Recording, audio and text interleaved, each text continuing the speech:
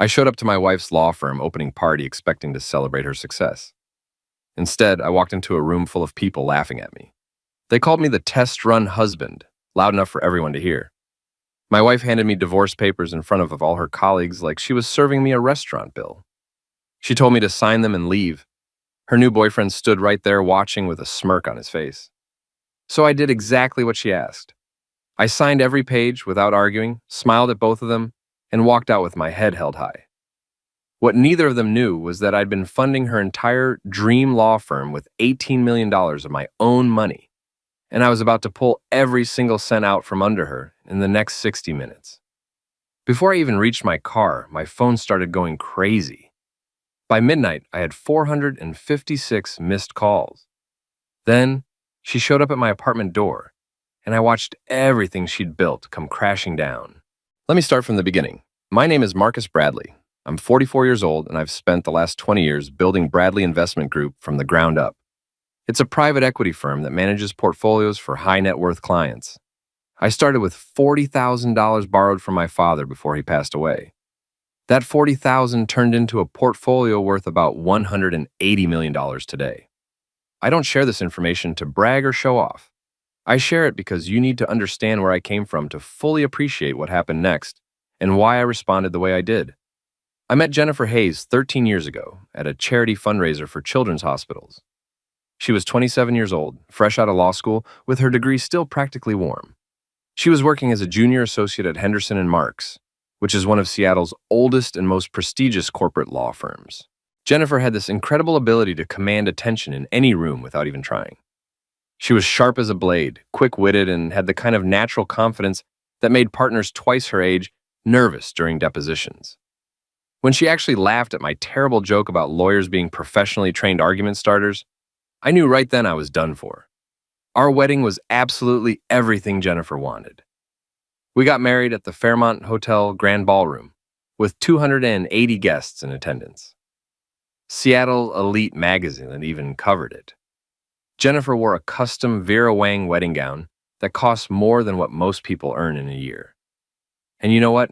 I didn't care about the price tag at all because seeing her genuinely happy made every dollar worth spending. We honeymooned on the Amalfi Coast in Italy for 3 full weeks. We drank wine every evening, ate incredible food, and spent hours planning out our future together.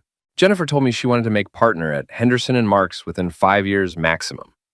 After that, she eventually wanted to start her own firm specializing in corporate litigation and merger acquisitions. I looked her in the eyes and told her I'd support her however she needed me to. For 12 solid years, I kept that promise without wavering once. Jennifer worked absolutely brutal hours. 80-hour weeks were completely normal for her during trial preparation periods. Weekends would just disappear into mountains of case files and depositions. I never once complained about it because I understood ambition on a fundamental level. I'd built my own company from nothing using that exact same obsessive dedication. But somewhere around year 9 or 10, things started changing in ways I initially didn't want to acknowledge. The late nights at the office became even later. Her business trips started multiplying at an alarming rate. Jennifer began taking phone calls in separate rooms, closing doors that had always stayed open throughout our marriage. She developed this habit of constantly checking her phone, always keeping it face down on every surface, password protected with fingerprint security that she changed every single month. When I asked her about it casually, she'd wave me off with explanations about client confidentiality and attorney-client privilege. These were perfectly reasonable explanations that somehow felt perfectly wrong. Then the social changes started happening. Jennifer joined this exclusive new gym that required expensive special membership fees and had private training sessions scheduled at really odd hours. She started buying expensive lingerie that I never actually saw her wear. These were pricey pieces from boutiques she'd never mentioned to me before. Her perfume changed too, from the light floral scent she'd been wearing since college to something much heavier and more exotic. The kind of perfume that clings to clothing and lingers in rooms and makes you wonder where exactly someone has been spending their time.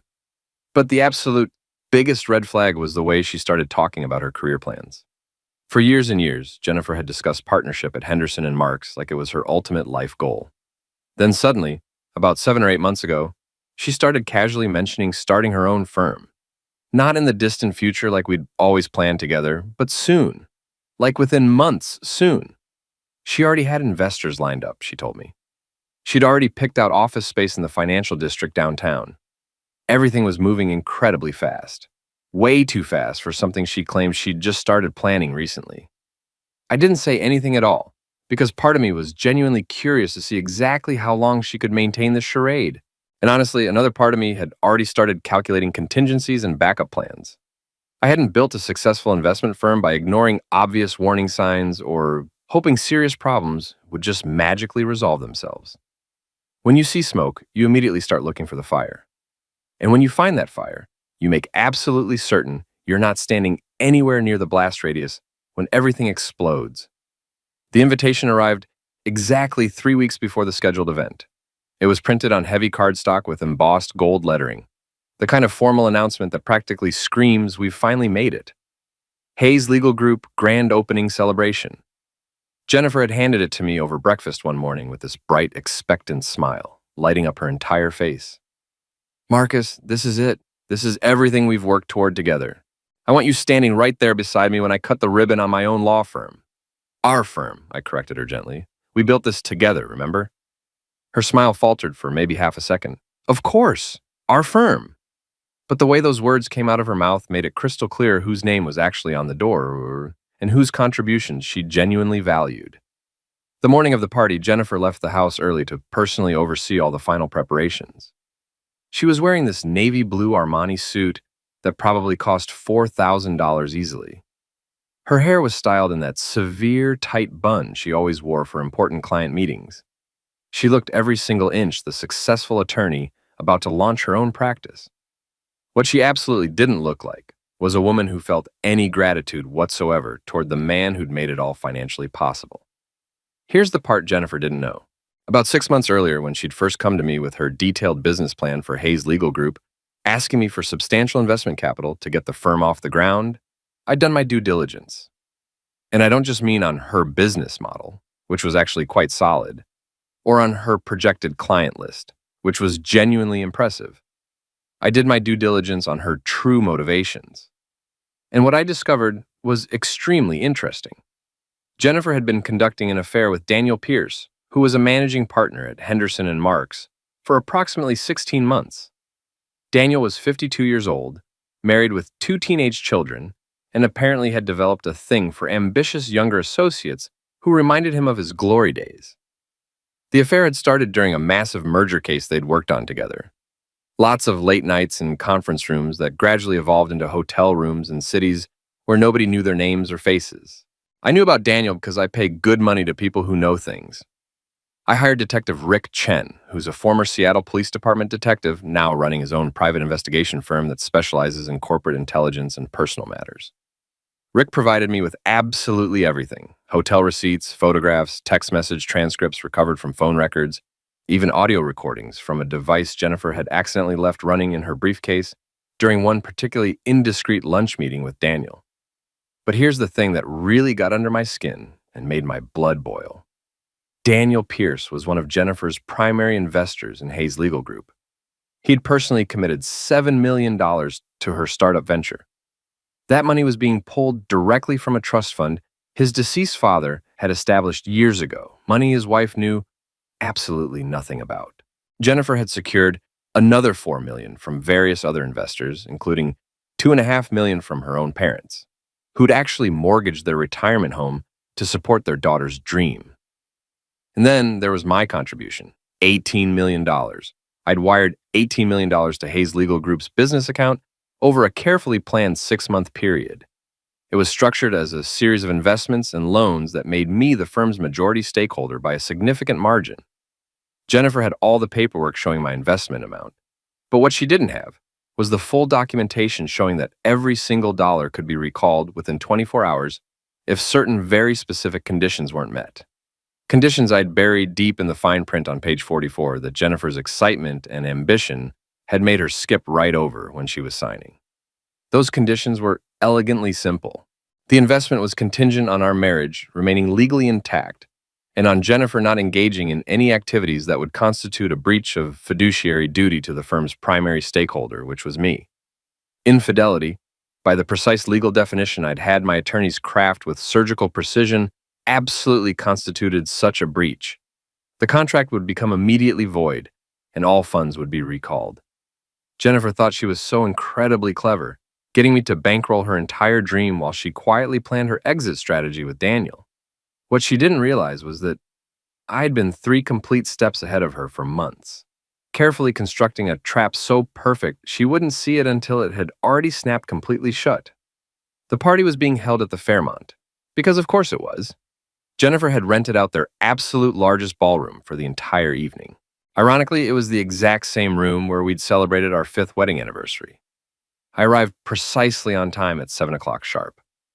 I was wearing the Tom Ford suit Jennifer had bought me specifically for important occasions. If I was going to witness my marriage officially end, I was going to look absolutely exceptional while doing it.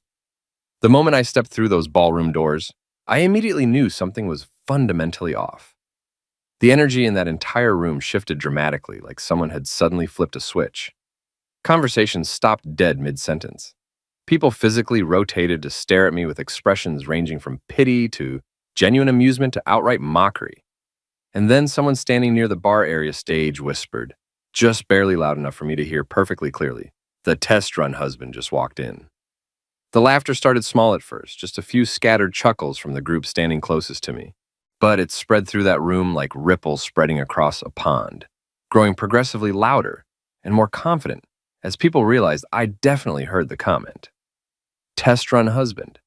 Like I was some kind of practice model Jennifer had test driven before upgrading to the newer, better version. Like I was completely disposable. I stood there in the entrance, just absorbing the entire atmosphere and mentally cataloging faces. Jennifer's colleagues from Henderson and Marks were scattered all throughout the room, wearing expensive suits and displaying those practiced professional smiles. All of them were clearly in on some joke where I was apparently the punchline. Jennifer's parents were standing near the elaborate champagne fountain, looking visibly uncomfortable, but not particularly surprised by what was unfolding. And there, positioned near the front of the room on a small elevated stage where Jennifer was supposed to deliver her opening remarks, was Daniel Pierce himself, standing right beside my wife with the kind of possessive body language that made everything perfectly crystal clear to anyone paying attention. Jennifer spotted me then. Our eyes locked across that crowded ballroom, and for just one brief moment, maybe a second or two maximum, I saw something flicker across her face. Maybe guilt, maybe regret, or possibly just pure irritation that I'd actually bothered to show up. Then her expression hardened into that professional detachment she wore like armor, and she whispered something directly into Daniel's ear. He grinned and nodded like they were sharing some private inside joke. "Marcus, I'm so glad you could actually make it," Jennifer announced, her voice carrying clearly across the now completely silent room. She descended from the stage with Daniel following close behind her, like an obedient puppy. "Could we possibly have a quick word in private?" I followed both of them to a small conference room located just off the main ballroom. The door closed behind us, with a soft click that sounded disturbingly similar to a cell door slamming shut. Jennifer pulled a crisp white envelope from her jacket pocket. It was obviously prepared well in advance. "Marcus," Jennifer began, her voice taking on that clipped, professional tone she always reserved for delivering bad news to clients. "I think we both know this marriage hasn't been working properly for quite some time now." Daniel stood positioned by the window, not even remotely pretending to hide his presence or his obvious role in this entire drama. He looked at me with something resembling pity, like he genuinely felt sorry for the poor fool who supposedly hadn't seen any of this coming. "This is certainly an interesting venue choice for serving divorce papers," I said, deliberately keeping my voice completely neutral and even. "Your firm's grand opening party." Jennifer had the minimal decency to look slightly uncomfortable for maybe 2 seconds. "I thought it would be efficient. The first official case, handled by Hayes Legal Group, will be our divorce. Consider it a statement about the firm's commitment to handling extremely difficult situations with complete professionalism." "How incredibly thoughtful of you," I replied calmly. "You're transforming our failed marriage into a marketing opportunity." "Don't be so dramatic, Marcus," Jennifer said, opening the envelope and pulling out a substantial stack of legal documents. "These are completely standard dissolution papers. Community property split, Straightforward, no-fault divorce. Clean and simple. I've already signed everything. All I need is your signature, and we can both move forward with our lives. I took the papers from her hands and scanned them relatively quickly. They were exactly what she claimed they were. A straightforward divorce with equitable asset distribution. Jennifer would retain full ownership of Hayes Legal Group. I'd keep complete ownership of Bradley Investment Group, and we'd split absolutely everything else directly down the middle. Except Jennifer had made one absolutely crucial error in all her calculations. She'd listed Hayes Legal Group's total value at $13 million, carefully accounting for all the investments she knew about from Daniel, from her parents, and from various other backers. But she'd somehow completely forgotten to properly account for my massive $18 million contribution. The paperwork showed my investment as a standard marital asset to be split equally between us, rather than what it actually was, which was a recallable loan with very specific performance requirements that she'd just catastrophically violated. This all seems fairly straightforward, I said, pulling a pen from my jacket pocket. You're absolutely certain this is what you want? Jennifer nodded firmly. It's what we both genuinely need. You know that as well as I do. Daniel stepped forward at that moment, deliberately placing his hand on Jennifer's shoulder in a gesture that combined support and possession in a way that made my stomach turn. For what it's worth, Marcus, no hard feelings whatsoever. These things just happen sometimes. Jennifer and I certainly didn't plan for this to develop the way it did.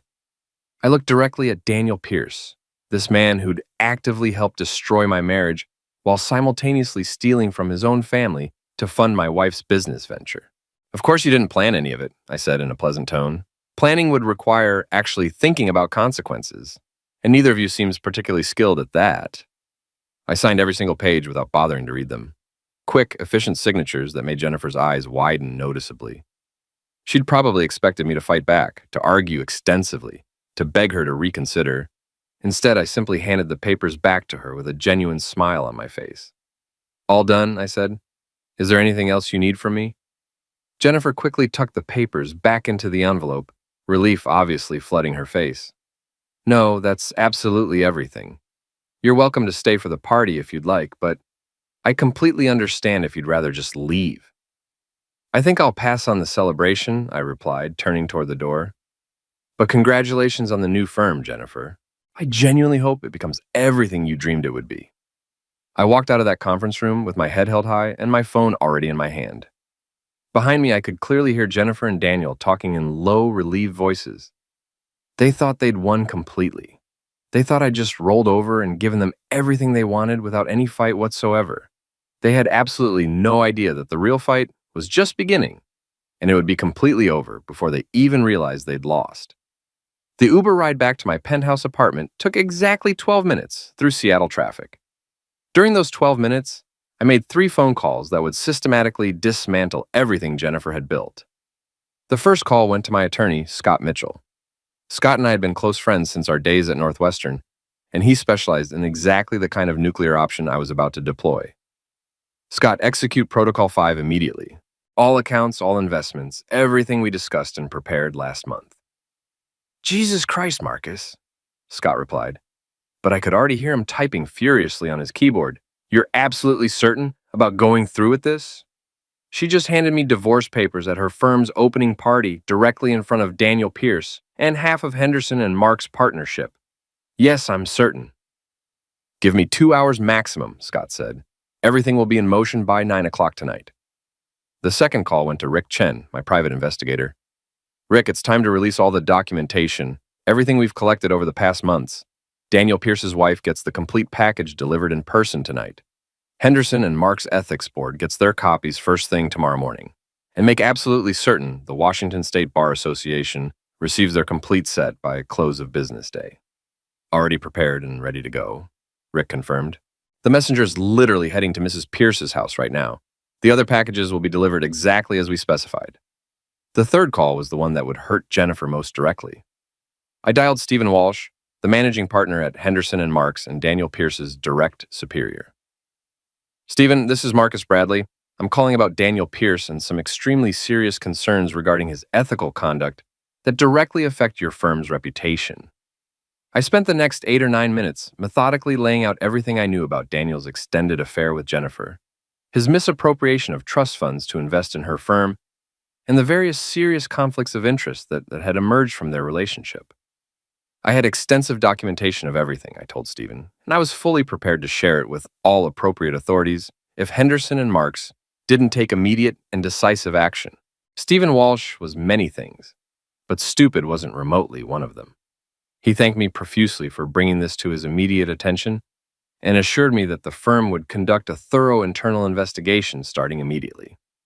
Translation: Daniel Pierce's career was completely finished, and Henderson and Marks would throw him under the bus so fast he wouldn't even know what hit him. By the time I walked into my penthouse, the dominoes were already falling. I poured myself 3 generous fingers of Macallan 25-year scotch and settled into my leather chair overlooking the Seattle skyline. My phone started buzzing almost immediately, but I ignored it completely. Let them panic. Let them frantically scramble to understand what was happening. I'd spent months meticulously planning this moment, and I was going to savor every single second. The first real indication that Jennifer understood the magnitude of her mistake came at exactly 9:47. My phone showed 114 missed calls and twice that many text messages. Most were from Jennifer, progressing from confused to angry to absolutely panicked. The messages told the complete story of her evening falling apart in real time. 9:03, Marcus, there's a serious problem with the firm's accounts. Call me immediately. 9:15, Marcus, this isn't funny at all. Where did the money go? 9:24, Marcus, $18 million is missing from the business account. What the hell did you do? 9:31, please call me. We need to talk about this right now. There must be some mistake. 9:38, Marcus, please. The investors are all here. They're asking questions I can't answer, please. And I took a slow, deliberate sip of my scotch and continued reading through the messages. The progression was absolutely textbook. Denial giving way to anger, giving way to desperate pleading. But I wasn't remotely interested in Jennifer's feelings anymore. She'd made her choices, and now she was learning that choices have consequences. My phone rang yet again, Jennifer's face filling the screen. I let it go straight to voicemail. Then another call came in, this time from Daniel Pierce. Voicemail. Then Jennifer again. Then her mother. Then Daniel again. Then a number I didn't recognize, but assumed was someone from Hayes Legal Group. The calls just kept coming in waves. At exactly 10:07, there was urgent, insistent pounding on my door. I checked the security camera feed and saw Jennifer standing in the hallway, still wearing that navy Armani suit, but now looking decidedly less composed. Her hair had come completely loose from its severe bun. Mascara was badly smudged under both eyes, and she was clutching her phone like some kind of weapon. I took another slow sip of scotch and walked to the door, opening it gradually. Jennifer, this is unexpected. She pushed past me without waiting for any invitation, spinning around in my living room with wild, desperate eyes. What did you do? The money, Marcus. Where's all the money? I closed the door calmly and leaned against it, crossing my arms. What money are you referring to specifically? Don't you dare play games with me right now. $18 million disappeared from Hayes Legal Group's account. The bank says it was a wire transfer authorized by the primary stakeholder. That's you, Marcus. You pulled the entire investment. I walked past her to refill my glass, taking my time with the pour. Did I? That seems like something I would remember doing. Marcus, please? Jennifer's voice actually cracked. This isn't just about us anymore. I have other investors, real people who trusted me. My parents mortgaged their house for this. Daniel put in $7 million of his own money. The office lease, all the equipment, the staff salaries, literally all of it depends on that capital you promised. I turned to face her directly, and for the first time that evening, I let my real emotions show. Capital I promised? Let's be very clear about something, Jennifer. I didn't promise you anything. I made an investment that was contingent on certain very specific conditions being met. You violated those conditions catastrophically. Therefore, the investment was legally recalled. It's all perfectly legal and clearly outlined in the documents you signed without reading properly. What conditions? Jennifer demanded, her voice rising. There were no conditions. It was a completely standard investment agreement. Page 44, subsection 9, I said calmly. The investment remains valid contingent on the primary stakeholder maintaining fiduciary interest, free from any conflicts of interest, ethical violations or breaches of trust that would compromise the firm's integrity. Your affair with Daniel Pierce, who is also a major investor, constitutes a massive conflict of interest. Your use of my investment capital while actively planning to divorce me constitutes breach of trust. Therefore, the contract is legally void and the investment is recalled. Jennifer's face went completely white. You knew? This whole time, you knew about Daniel? I've known for 16 months, I replied evenly, since the very first hotel room in Portland during the Carmichael merger case. I know about every dinner, every weekend getaway, every single lie you told while planning your exit strategy. I know everything, Jennifer. I just waited patiently until you'd built something actually worth destroying before I took it all away. She sank onto my couch, her legs apparently no longer able to support her weight. But my parents' money, Daniel's investment, you're destroying innocent people's lives. I actually laughed out loud.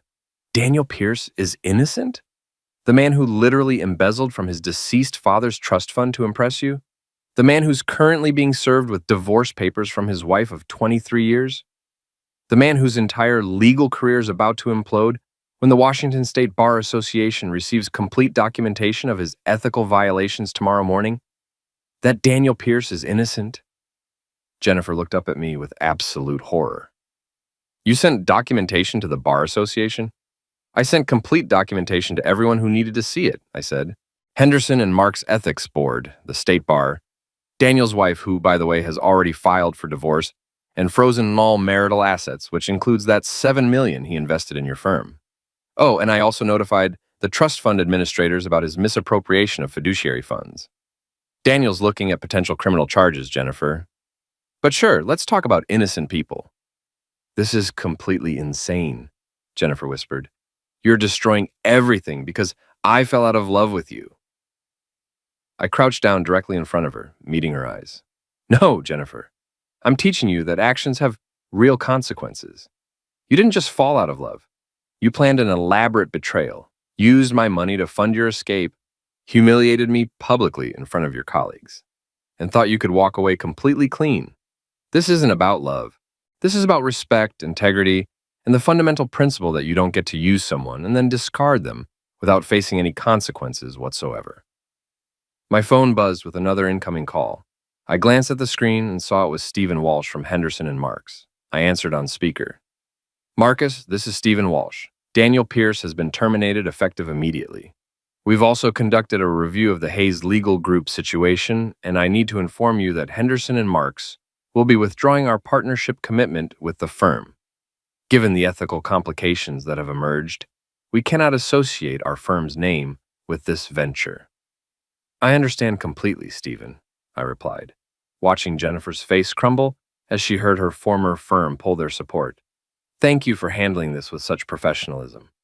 After I hung up, Jennifer just stared at me in shock. You've destroyed absolutely everything. The firm, Daniel's career, my reputation, everything I worked for is completely gone. No, I corrected gently. You destroyed everything when you decided betrayal was an acceptable business strategy. I just made absolutely certain you couldn't profit from it. What am I supposed to do now? Jennifer asked, tears starting to stream down her face. I have staff members depending on me. I have creditors expecting payment. I have a lease on office space I can't possibly afford without your investment. I stood up and walked to the window, looking out at the Seattle skyline. You're a smart woman, Jennifer. One of the smartest I've ever known. Figure it out the same way I did when I started with absolutely nothing. Build something real, something earned, something that doesn't depend on lying and cheating and using people who love you. Marcus, please, just give me something, anything. My parents will lose their house if this firm fails. I turned back to face her. Your parents can contact my attorney tomorrow. I'll structure a reasonable repayment plan for their investment that protects their home. But that's only because they're innocent in this, Jennifer. They believed in you, supported your dream, and don't deserve to suffer because their daughter chose to be ruthless. But you? You get absolutely nothing from me, except the lesson you should have learned a long time ago. Character matters more than ambition, and integrity isn't optional. Jennifer left my penthouse at 11:18, her expensive suit wrinkled, her makeup completely ruined, her entire life in shambles. I watched from my window as she got into her car and drove away, probably heading back to explain to her investors and staff how everything had fallen apart in a single evening. The next morning, my phone was still constantly blowing up with calls and messages. Daniel Pierce's attorney trying desperately to negotiate some kind of settlement. Jennifer's parents thanking me profusely for the repayment plan while simultaneously crying about their daughter's choices. Various investors in Hayes Legal Group trying to understand how they'd lost everything overnight. I ignored most of them. But there was one call I did take from my daughter Emily from my first marriage. She'd heard through the grapevine what had happened and called to check on me. "Dad, are you okay?" "I'm better than okay," I told her honestly. "I'm free." "Did you really pull $18 million in a single night?" "Every single penny," I confirmed. "And I'd do it again in a heartbeat." Emily was quiet for a moment. "You know what's crazy, Dad? Most people would call what you did cruel or vindictive, but from where I'm sitting, it looks like justice." She was absolutely right. This wasn't about revenge or cruelty. This was about consequences. About making sure that people who think they can use and discard others without repercussions learn that the world doesn't work that way. Jennifer had spent months planning her exit, using my resources to build her dream while preparing to humiliate me publicly. She'd gambled that I'd be too weak or too in love to fight back. She'd gambled wrong. 5 months later, I ran into Jennifer at a legal conference downtown. She was working as an associate at a mid-sized firm, rebuilding her career from absolute scratch after Hayes Legal Group had collapsed spectacularly. Daniel Pierce had been disbarred and was facing criminal charges. His ex-wife had taken everything in the divorce, including their house, both cars, and the kids' college funds. Jennifer looked noticeably thinner, older, like the past 5 months had aged her a full decade. When she saw me, she didn't approach or try to talk. She just nodded once, a simple acknowledgement of shared history and mutual destruction. I nodded back and walked away, and there was nothing left to say. She'd learned her lesson. I'd moved on with my life, and the world had balanced itself out the way it always does when you refuse to let people treat you like you're disposable. That's the thing about being underestimated. People think quiet means weak. They think accommodating means pushover. They think silence means you don't notice what's happening around you. But sometimes the quietest person in the room is quiet because they're 3 steps ahead, planning moves you won't see coming until it's too late to stop them. Jennifer called me a test-run husband at that party. She was right in a way. I was a test run for what happens when you mistake kindness for weakness and generosity for stupidity. She tested me and she failed completely. And in failing, she lost everything she'd worked for. Everyone has a breaking point. And sometimes the quietest revenge is the one nobody sees coming until it's already destroyed everything they built on lies.